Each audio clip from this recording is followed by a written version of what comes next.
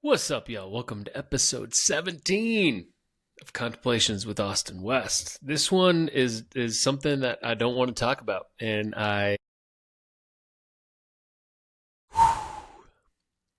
there's just so much here. It feels fresh, and when we talk about the ping, I literally started this episode, and I was 2 minutes in on another topic, and I kept hearing this whisper of like, bro, you're avoiding it. You're avoiding what you know you want to talk about. Because the avoidance is repeating the very pattern of the thing I want to talk about. There's a lesson in that. I talked about that on my coaching call this morning with somebody as well. It's like the part that wants to be integrated is making itself known through certain actions, behaviors, and patterns so we can see it. And when we give way to those actions, behaviors, and patterns, we confirm the part instead of working with it. So I'm here to work with it. This episode, what I'm going to be titling it and what we're going to talk about is Entheos is no longer donation-based. And it may not be what you think, so stick in here with me. There's a really beautiful thing about one, just looking at the history. I've been building Entheos for 8 years now, which is just so wild to think about.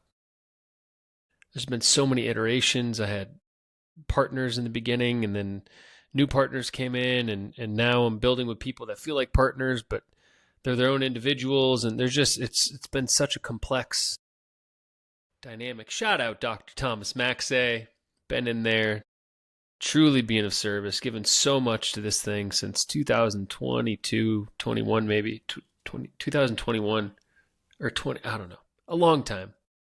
He's such an epic human. I got so much gratitude for that guy, for how much he has poured into this thing. Yeah, Entheos is going through a really big evolution right now. And there's just something really beautiful about serving this entity, this being, with many of my best and closest friends. It makes it really challenging in the best possible way, because these people in my life are not afraid to speak the truth. They're not afraid to own their value. They're not afraid to call me forward, not call me out, call me forward when there's something that I'm not seeing within myself. And over the last, we could really say 2 weeks, but really it's been the last couple of months, these certain aspects have been in the field that I just haven't been grabbing and seeing within myself. And yes, it's perfect and it's a gift and everything's a yeah, we can play that game, but that same way that I've been spiritually bypassing, or inside of that game, we can spiritually bypass. And this is something I teach, and even in myself, I don't always catch it.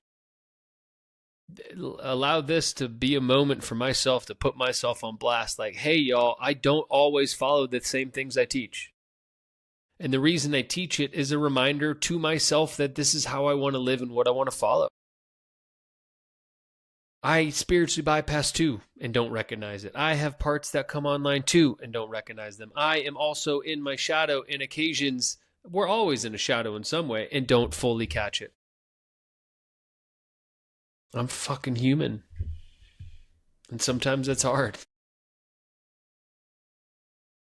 And sometimes having people that aren't afraid to reflect that to you makes it harder. And it's such a gift if we're willing to receive it like that. And so Entheos is going through a big, big transformation. And I've been in this war with myself over it. I have seen this coming. I've known that this calling has been there, and I haven't been answering because I wasn't ready. I didn't learn the lesson yet. So let's start with what the lesson is. It's been 2 years now. It's actually over 2 years now. Wow.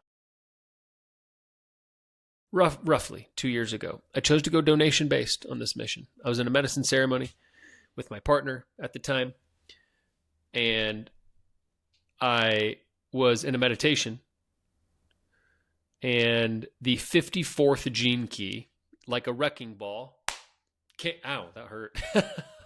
I probably needed that. That was a slap from someone else to myself, from me. Like a wrecking ball, the 54th gene key came in and like slapped me in the head, like fucking Miley Cyrus swinging in. And I'm like, whoa. And my partner was like, what? I'm like, the 54th gene key is like screaming at me right now.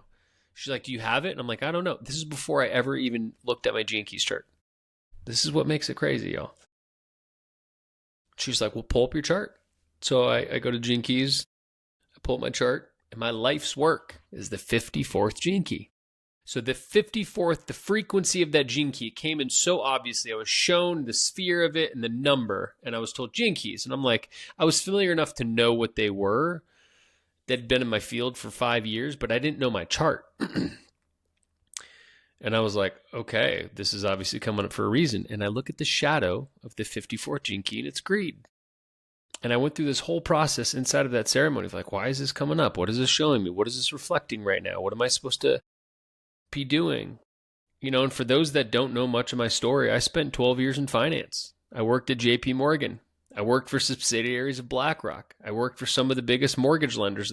I worked for 2 of the 5 largest mortgage lenders in the country. I worked for one of the largest non-QM wholesale mortgage companies in the country. Like, I worked in the belly of the biggest devils there are, perpetuating the debt slave matrix. I was living in the frequency of my shadow, which was greed. I was manipulating fake numbers to put people in more debt that they didn't need to write myself fat checks. Of course, because that was my life's work. So of course I was living in that shadow if I didn't know it existed. And doing all this work, I quit the industry, and obviously I've, the story since then. I've dedicated my life to this path. And in that ceremony, I got reflected this 54th, the shadow of greed. And so right after that is when I started going to the Gene Keys, and I started reading into it. And within a week of that ceremony, it was just screaming at me like, bro, on the website at that time, we had this semi-discount. We called it donation-based, but it wasn't really. And it was only you could only get 40% code. And it's like, the message I received in the ceremony is like, that 40% represents your trust in God. Like, are you really willing to confront this shadow? And so I went balls to the wall on the other side. I'm like, 100% off for everybody if you want it. And that didn't work out very well. We did that for about a year. And our $70 requested donation was, all of a sudden, we're getting like 52. Everybody it. Oh, it's available. I'll take it. I'll take it. I'll take it. And after about a year, it wasn't sustainable. And I'm like, okay, what's next? And then I got the next ping. And the next ping was like, well, if you're going to let people pay less, why don't you let people offer a donation on top of that? And so in November of last year, halfway through November, which is wild that that's coming up already, we added an option at checkout where you can add a donation to your on top of our requested donation of 70. You could add one on top. And December comes around, and the first full month where we gave people the ability to add a donation on top, our average unit came in at $70.33. It was one of the most incredible witnessing of the principle that community will support each other if you ask it to. Like, so it's 38% of people that month paid less. 38% of orders needed to pay less, if not the bare minimum. But enough people paid on top of their order that it supported itself. And that's basically where we've been since. It's hovering in the low 60s, around 40 to 50%, around 4, like, everyone listening, like, feel into this with me. Nearly half of people that order choose to pay a lesser amount. And about half of that half pay the bare bottom bones. People need help. I get it. That's why I was called to do this in the first place. And then the cohorts started. And I'm on my 3rd cohort right now. I've had 157, I think is the math, 155, 157 people come through these microdosing in the mind, body, soul cohorts. And in a way, they've been donation-based. The first cohort, I think it wasn't.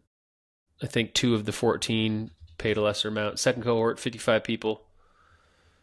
And there was 26 people that paid less than the requested amount. Of that 26, I think 15 got it for free. And then this last cohort, I talked about this publicly right before launch. I'm like, hey, I'm getting this thing where it's like, I don't want to look away. All the cohorts are going to be donation-based moving forward. And of the 86 people in this cohort, 33 paid less than 97. It was an $800 offering. And of the remaining 50, whatever, because my math is 53, I think only 3 people paid the full price. And there's a big teaching in that. I think my average unit came in at like 200 and something, at an $800 offering out of 86 people. And here's what the teaching has been inside of that. On average, between 37 and 42 people have showed up for the calls. We're coming up on week 7 this week. It's an 8-week cohort. The value of this cohort is insane. I haven't been standing in that. I do a 2-hour weekly teaching. I stay on for 2 to 3 hours on top of that doing Q&A. I say, as long as people have questions, I'm here. So my Sunday calls are 4 to 5 hours long. There's an active group chat. There's daily contemplation prompts. You get access to me anytime. You have full access to text me whenever for 8 weeks in this cohort. I do 2 calls on top of that cohort call during the week in the community. There's the teachings. There's a lot of value. And less than half of the people have been showing up for these calls. Now, there's some people who can't do it on Sundays, blah, blah, blah. You know, I think there's 5 or 6 people that are like, hey, I can't catch this one, I'll watch the recording. And what I've noticed is the majority of the people that aren't showing up for the calls are the people who paid the least amount.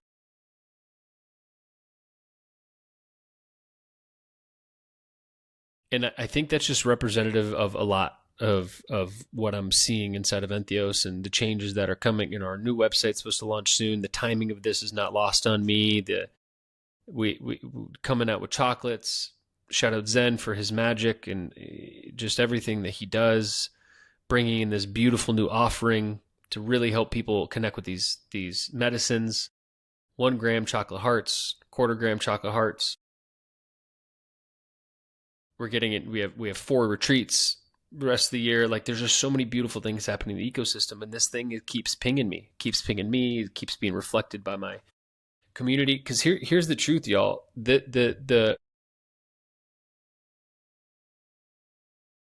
We're not being supported.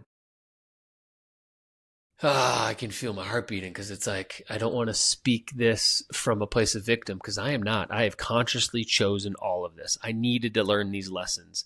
And even before I came on this podcast, I'm like, how can I talk about this? I literally, 8 weeks ago, I was on Instagram like, donate, all cohorts are donation based. That's why I got this tattoo right here. I can always try to show y'all, and I can't get that. All truths are but half truths. The Hermetic principle of polarity. One truth is meant to get you to the next truth. And when we give meaning to truth, when we become fixed inside of that, we don't allow ourselves to live in the truth that our reality is reflecting. And this is my next truth. I learned the lesson. I've been giving and giving and giving and serving and serving and serving. And because I have not asked for support in the way that I give, I am not being supported. And it's not only am I not being supported, but the people I'm asking to offer their time are not being supported. And we are redlining consciously. We've all chosen this. None of us are victim in this. And there comes a point where if we don't value ourselves and our time, nobody's actually getting the value.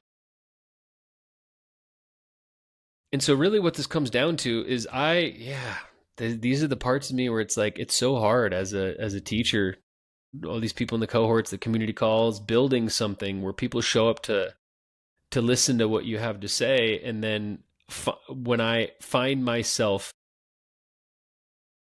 living in the shadow of the very thing I'm trying to teach other people, it's hard to admit that. This is hard to admit out loud right now.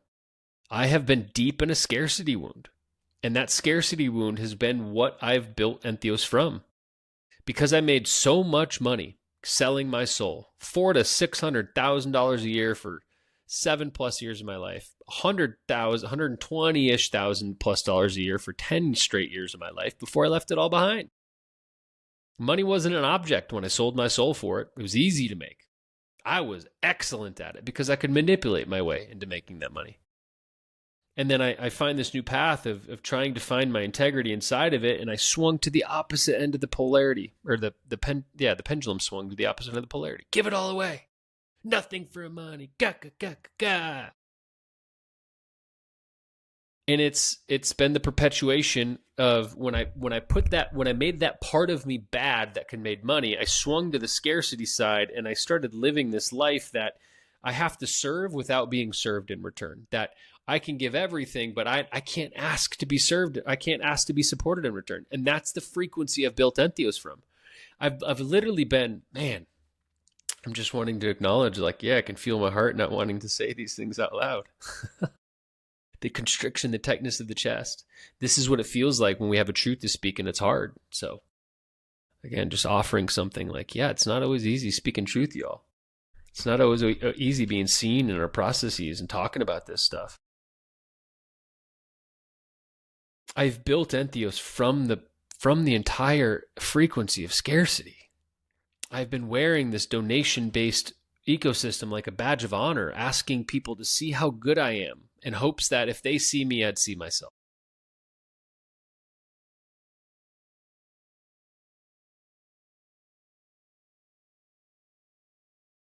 And I haven't been seeing myself. I haven't been valuing myself, my teachings, my time. And because Entheos has been built from the foundation that its value is in giving everything away, we're actually teaching people that that's not what the value of Entheos is. The value of Entheos is everything is donation-based. Everything's free. So come confirm your own scarcity stories. And I'll get to that in a second, because that's the deeper teaching in all this. But that's not the value of Entheos.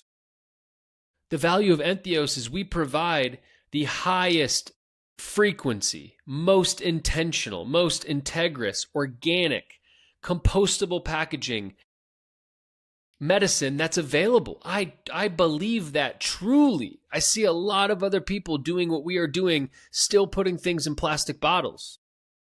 What is that? Charging outrageous amounts for it, not giving access, providing no teachings with it. And it's not to say any of that's bad. It's just a reflection of, like, I haven't seen the intention and the integrity and the energy that's been put into this. That's the value of Entheos. If you really absorb the ecosystem and the communities and the mind, body, soul, like what these things are reflecting to us, they're reconnecting us to ourselves. If you take that seriously, if you use these microdoses with intention, if you meet yourself in the process of what comes up, if you hold yourself in the discomfort, if you pay attention to what the mind reflects to you when it quiets inside the microdoses, if you're willing to feel, if you connect with your heart and start speaking your truth, microdosing is, in my opinion, the most powerful practice we can incorporate into our lives for everybody. Not everybody's ready to sit with ayahuasca. Not everybody's ready for 5 grams of mushrooms. You might be on pharmaceuticals, going through psychiatry. Like, there's all these different factors of where you are in your life. I think the subtlety of this practice is what makes it so powerful. I need to take ownership for all this. I have not been propping that up as our value system. I've been propping up that we're donation-based and feeding this narrative of scarcity. Because here's the thing I'm understanding. I've been seeing it myself. I've been seeing it with my clients. I've been seeing it in the community. And I just plead anyone that might feel a trigger in this is not good or bad. It's just the truth of this thing. Scarcity is a victim energy. Victim energies look for ways to confirm themselves. A victim wants to confirm its own victimhood. So if I've built Entheos from the perspective of scarcity, then I am building something that invites people into an ecosystem to confirm their own victimization that they are not valuable within themselves and that they live in scarcity. Because if you give someone room to confirm a belief about themselves, they're going to take it. There's truth to that. It's not comfortable, but there's truth to that. And so in many ways, by just making the anchor point of Entheos' value is we give it all away, I'm just confirming a lot of people's own stories about themselves while not valuing myself and Entheos and the people that offer their time to it and their service to it inside of that. And then it just becomes a self-perpetuating system that people aren't actually benefiting in the way that I pray and desire for them because I have not been leading from the place that I'm trying to get people to. Poof, that's hard to say too. I've been in scarcity, y'all. And it's been such a beautiful journey to go from not having to worry about money when I worked for most of my adult life. My first time making I guess it was like 92K. My first time making that much money, I was 19 years old selling gym memberships. I had a few rough years after that and then got into banking. Made between 80 and 100 my first few years banking. Then I got promoted and then it just escalated. And so it's like to go from that, I had to touch the depths of what it's like to not do it for money to find my way back to balance. And this isn't about money. We're moving from donation-based to access-based. People are still going to receive access. I'm just changing the format. I desire and I pray to help people overcome these parts of themselves, not confirm these parts of themselves. Yes, that's it. I desire to help people overcome these parts of themselves, not confirm these parts of themselves. And I desire to feel supported in the way of being of service because I know how I serve. I receive, and here's how I also know that I've been in this wound or this shadow, whatever the fuck we want to call it. I don't even care. I receive so much beautiful reflections and love and texts and messages and comments, so much from the community. And I can feel that it doesn't land. I'll have one of the women, it happened last week, you know who you are. You sent this beautiful video about what one of the podcast episodes opened for you in relationship to men and seeing all these things and integrating, and she's sharing tears on there. And I was listening on the other side. I was receiving it, but I could feel the disconnect between how I wanted to receive it.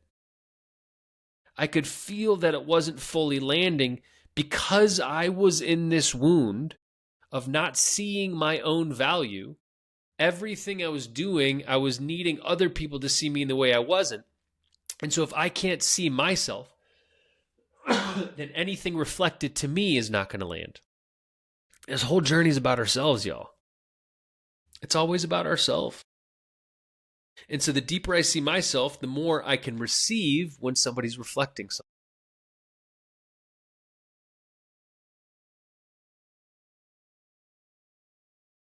And so we're not moving forward as Entheos to confirm stories of scarcity. We will be access-based. People will get the help they need. And changes need to come for this thing to be the entity. And again, I feel like this thing comes through me. Like it has its own desires. It has its own mission. I just got blessed with the opportunity. Whoa. I just got blessed with the opportunity to be the vessel that it wants to be birthed.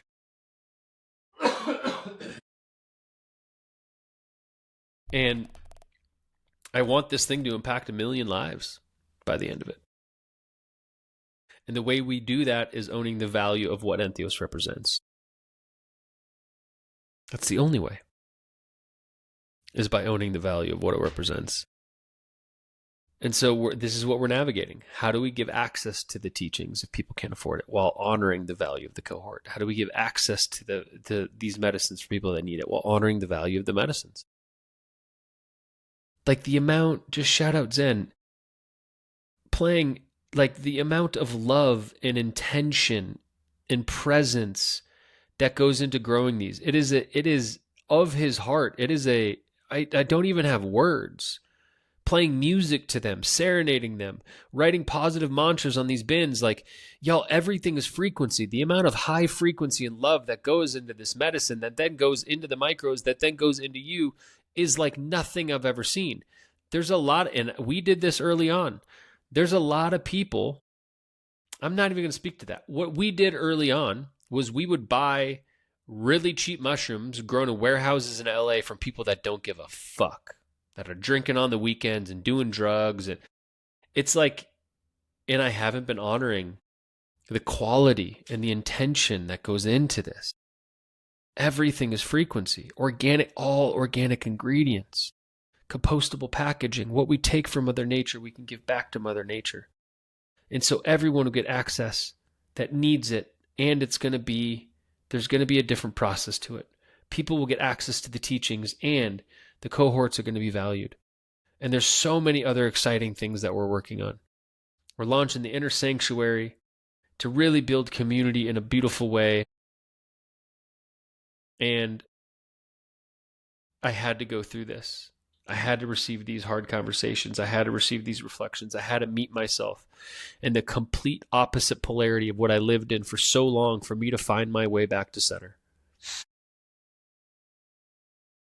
And I'm open for the community's reflections. This is a mutual effort. But we're at a place where if the people that serve this greater entity, if we're worrying about where our bills come from in a couple months, we can't serve anybody.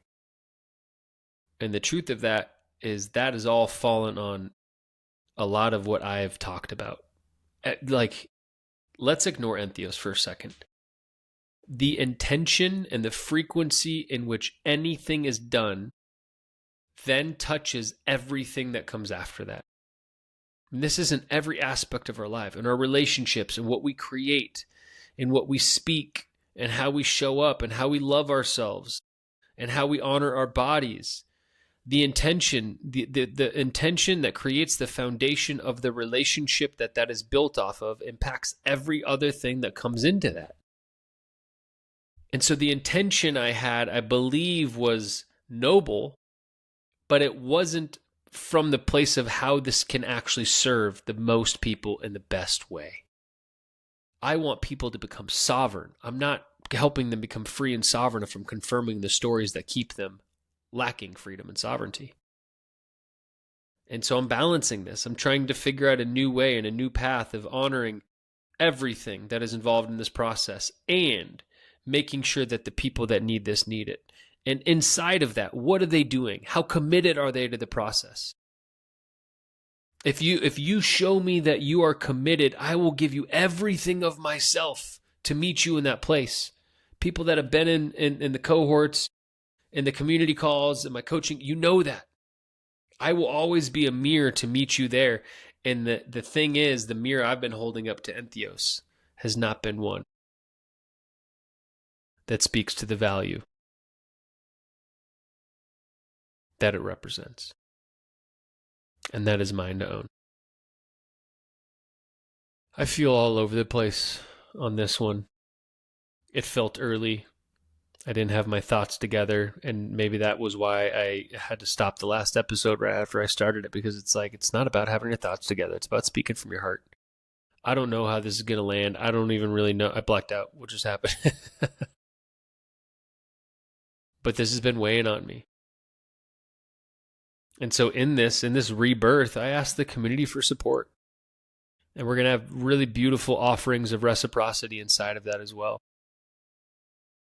I'm really excited for whatever comes next.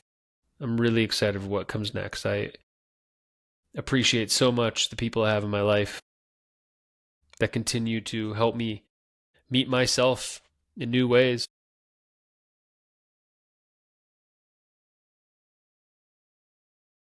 And that feels complete. Appreciate y'all for being here. Love y'all so much. I'll see you tomorrow for episode 18.